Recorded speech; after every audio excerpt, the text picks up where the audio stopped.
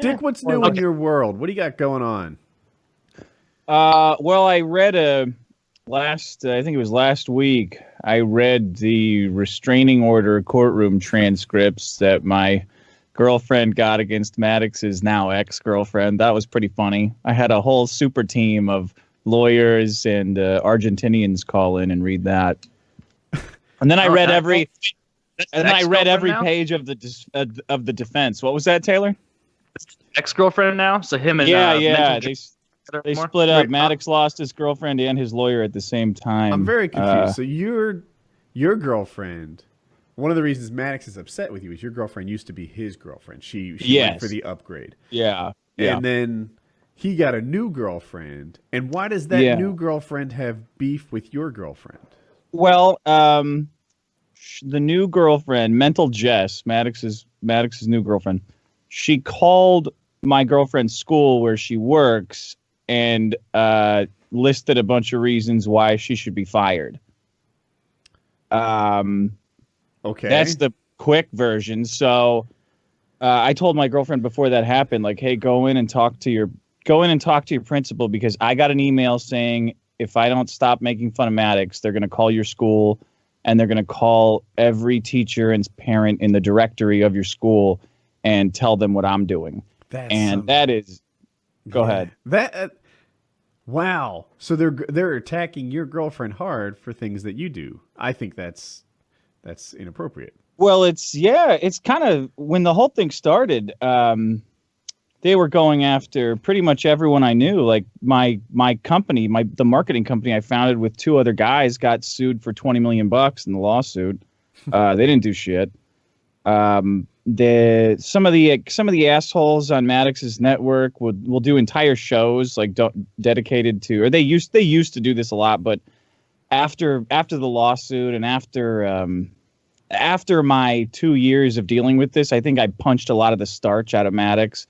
Like, he came out strong, and he would do like entire episodes dedicated to like shitting on my family and putting pictures in, which is, I don't care if people shit on me because I think it's funny, but like when you didn't spend the last 10 years on the internet of your life being an asshole, it's a crappy feeling.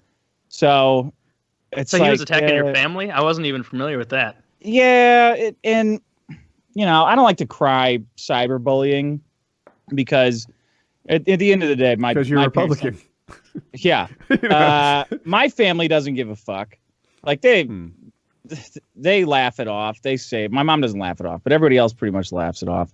An email came through saying, hey, if you don't knock this shit off, we're going to call your girlfriend's school and all the parents and all the teachers, and we're going to let them know what you're doing, meaning me. And even though I'm doing nothing, I'm sure everyone realizes full well that any kind of association with someone like myself would be a death sentence. Like, you're a social pariah. Your fucking career's over in normie world, because for obvious reasons. So I said, go to your school, go to your principal, and get out in front of this. Like, tell them that this is going to happen, because it's going to happen, because I'm not going to stop doing what I'm doing, obviously. So she did, and they sat him down, and people are much more understanding when the first story is the one that is believed. The true one, right? Yeah. So she told them what happened, and of course, exactly as I predicted, and she told them it happened. The call came through. The call came through and listed a whole bunch of reasons why my girlfriend should not be a teacher and shouldn't be around kids, and it listed a bunch of like fake psychiatric conditions or just bullshit, the kind of stuff you'd say if you were trying to get somebody fired. And the person calling, very stupidly, the secretary said, well, who is this, in case we have questions? In case we have more questions to ask you, who is this and what's your phone number? Fucking girl gave her name and phone number to him. It's Jessica. Yeah, she said, oh, it's Jessica, and here's my number. It's fucking what a retard. Yeah, exactly. So I tell this story on the show, and a guy listening to the show happens to be a criminal defense lawyer / restraining order guy. And he's like, oh, yeah, give me a call. We'll talk about it. Bring her in. Like, I do this all the fucking time. This is my job. Like, this is literally all I do all day, every day. So we went in there, and it took a while, couple of months to get the restraining order going. It's a whole saga in and of itself. I got a friend of mine who's a paparazzi, an ex-paparazzi, to serve Maddox with a bouquet of roses, knock on his door, because I know where the motherfucker lives. And he's like, oh, yeah, hey, is your girlfriend here? Is Jessica here? And she came out screaming on the phone about the restraining order that was getting filed against her. And he's like, oh, yeah. She goes, oh, are those for me? And he goes, yep, you're being served. And handed her the service envelope that you got to show up into court to defend yourself. Funny. Everybody adds their own flair, I guess. So the court, it was a good, I don't know, it was a good 20 minutes of this chick trying to defend herself. She admits right away that she made the call, and then spends the rest of it trying to justify that what she did was in good faith. She begs the court to let her boyfriend in, so Maddox, so he can explain it. We read through the whole thing, and then did he get to explain it, or did the court just say no? The court said no. Fuck you. We don't call people's jobs in this country. If you got a problem with somebody, call the police.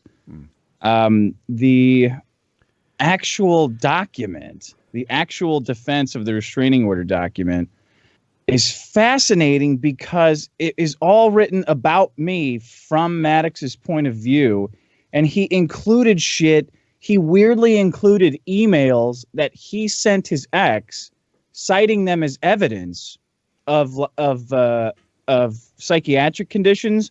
However, he didn't redact anything, so it's like he included all these emails begging her to get back with him, and saying how he goes to her new apartment and she wouldn't let him in. Like, he goes over all this psycho ex-stalker shit that he did, and as stupid as he is, he just included it in the defense. So we had a good time with that. So is Maddox having any luck with it? Because I hear your perspective of it, and it's always like, oh my God, this guy is crazy. This guy's losing at every turn. Like, nothing's going his way. Is anything going his way that we haven't covered? Like, it is... Oh, no. He just got, it just got decided that he owes Asterios Kokkinos. You guys know him, right? Yeah, he was on the show. Yeah, we had him on. Yeah, he's fucking great. It's fucking hilarious. Mm-hmm. And fuck him, because I guess he beat me in the poll of who's the favorite PKA guest on your fucking subreddit, which definitely pissed me off. Well, that unofficial bootleg poll. I voted 10,000 times. Conscript them to do another one. Just kidding. You guys need to start having voter IDs for those polls.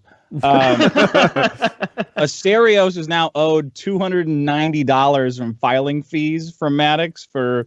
That's it. Isn't Asterios out like 5 digits from all this legal stuff? Yes, he's out $36,000 or something like that. And a job. He's out $35,710 now.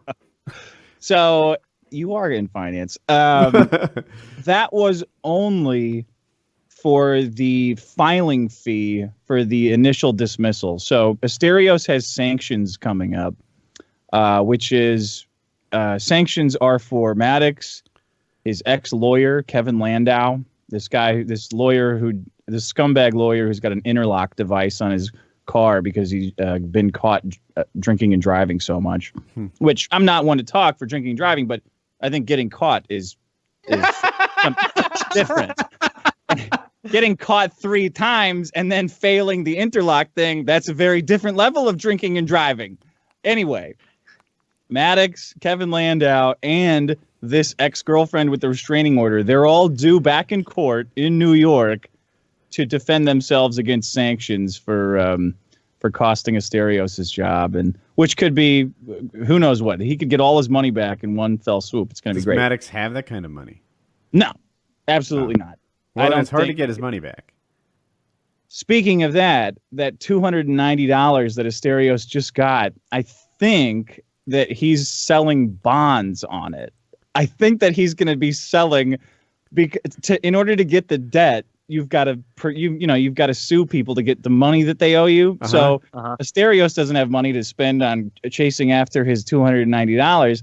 I think he's going to sell shares of his $290 to fans who can then go pursue Maddox for their share of whatever debt they purchased from Asterios. So I'm excited about that. Yeah, I really like your fan involvement. That's hilarious.